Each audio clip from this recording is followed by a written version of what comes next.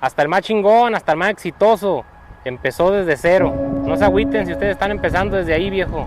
Para cosechar hay que sembrar primero. Todo se empieza desde abajo, como los cimientos.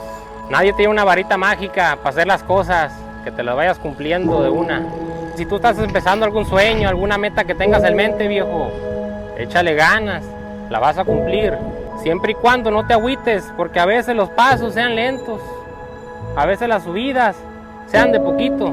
Que mientras tú vayas en esa dirección, a donde quieres ir, a tus metas, a tus logros, a tus éxitos, ya vas para allá, viejo. La paciencia